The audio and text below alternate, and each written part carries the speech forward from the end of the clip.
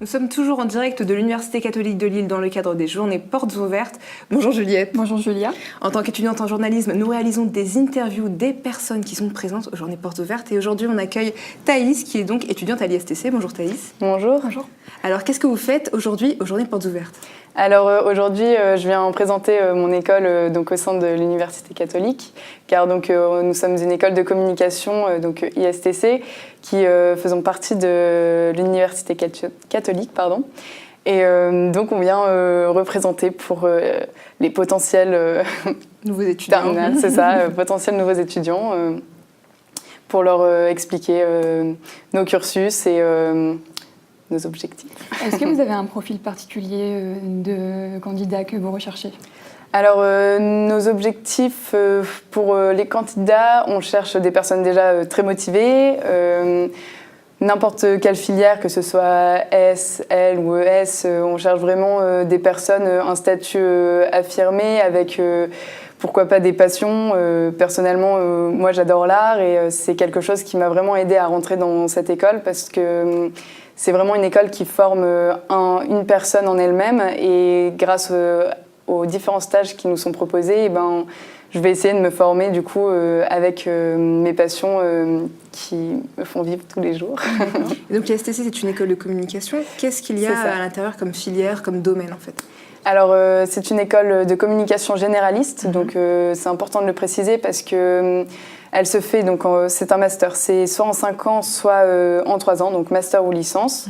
On obtient au master donc le titre ISTC donc double diplôme et le titre de communicant en communication globale. Et pour la licence, c'est une licence droit et co-gestion qui nous permet aussi de faire des ponts avec des écoles de commerce.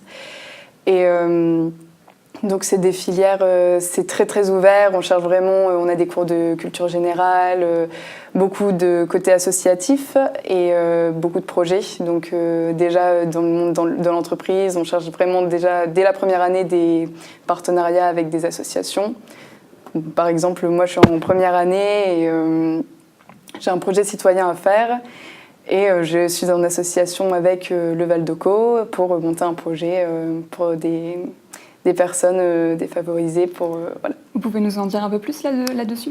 Pas de souci. Donc, notre projet, c'est d'organiser comme les missions Masterchef, mais avec des enfants donc, du Val d'Oco qui sont situés à l'île Sud. Et donc, en fait, on a dû récolter des fonds pour organiser cet événement. Donc, on a vraiment ce début d'entreprise. Donc, on est avec un groupe imposé, car tous les jours, on ne travaillera pas avec des personnes qu'on aura choisies. Donc, c'est aussi important. On a du coup monté un budget grâce à nos cours de comptabilité. Et notre projet, donc, on a organisé avec mon groupe une soirée raclette pour financer ce projet. Donc avec, c'est la saison, donc on n'a pas hésité. Donc on a organisé au sein de notre école une soirée très conviviale et grâce à ça, on a récolté des fonds pour acheter donc les ingrédients, les récipients et autres pour faire des activités avec les enfants. Et d'ailleurs, cette activité va se dérouler cet après-midi. Donc si quelqu'un est intéressé. C'est ça. Et non, mais c'est vraiment intéressant de voir qu'il faut se fixer des objectifs avec un budget, le revoir au fur et à mesure du projet. Et, c'est vraiment que vous fonctionnez en groupe par vous-même et il y a on a chacun un poste qui vous suivent un petit peu. Oui, on est suivi. Ça, c'est aussi un point fort, c'est que on a une directrice de projet et du coup c'est elle qui nous aide pour les contrats, pour les conventions de partenariat et c'est ça qui nous fait vraiment grandir et rentrer dans le monde du travail. Parce que là, donc, vous parlez de projet. Donc je suppose donc c'est en lien avec l'école, etc. Mais là, vous avez choisi une association. Est-ce que c'est un peu imposé ou est-ce que c'est selon vos envies Non, justement. Alors ce projet-là, projet citoyen, c'est un projet imposé. D'accord. C'est vraiment le projet de première année. Et après, à côté de ça, donc c'est les 3e années. Ça, c'est leur projet à eux. Ils tiennent une association. Donc on a le BDA, donc le Bureau des Arts, on a le BDS, Bureau des Sports, et beaucoup d'autres associations, que ce soit pour le cinéma, la musique et encore bien d'autres choses.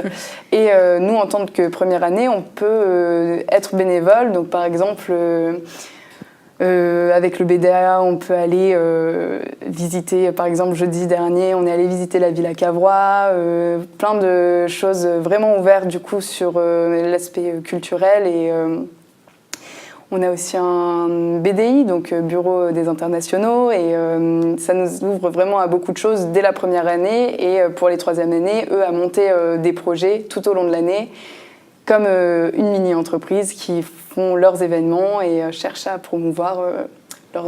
Donc ça vous permet d'être dans le concret en fait, comme C'est si ça, vous étiez exactement. déjà dehors en train de travailler. Exactement. Et en tant que L1, vous avez vécu comment cette première année? Alors, ça doit faire que 2 mois que je suis en cours, mais j'adore. Et la preuve, je me lève le samedi matin pour faire la promotion de mon école. Non, mais j'adore ça. Moi, à la base, je voulais faire une école d'art et j'avais vraiment peur de ça. Je savais pas où je voulais aller. Et en fait, je pense... Enfin, aujourd'hui, en parlant, je suis encore plus contente d'y être. Et je sais que j'ai un bagage de base vraiment conséquent. Et si après, je veux faire une école d'art, ce sera que des clients en plus. Et franchement, je suis super contente. Et c'est un bagage, je pense, que tout le monde devrait avoir parce qu'en termes de même communication orale, développement personnel, on apprend plein de choses. Et on est vraiment une école assez petite. Et du coup, tout le monde se connaît. On est vraiment à taille humaine. Et c'est vraiment aussi, plaisant. Hein. Ouais. C'est vraiment une petite famille. Je pense que c'est le mot. C'est une petite famille, que ce soit... entre L1 ou L3, nous sommes tous liés et même avec le corps enseignant, il y a une entente vraiment très présente. Donc globalement, ce qu'il faut se dire, c'est que ce n'est pas fermé, ça ne forme pas que des communicants et que ça ouvre en fait donc des portes sur plein d'autres choses. C'est ça, c'est vraiment le point fort de cette école, c'est que la communication c'est bien, mais faire autre chose c'est important aussi. Voilà. Du coup, on est vraiment ouvert sur d'autres horizons. C'est vraiment indispensable et voilà. Et où est-ce qu'on peut vous retrouver donc, dans le cadre des journées portes ouvertes aujourd'hui? Alors aujourd'hui, nous sommes en porte ouverte, donc justement ici à l'Université catholique, mais aussi dans nos locaux. Donc si vous voulez passer faire un tour, c'est ouvert. Pour avoir plus d'informations.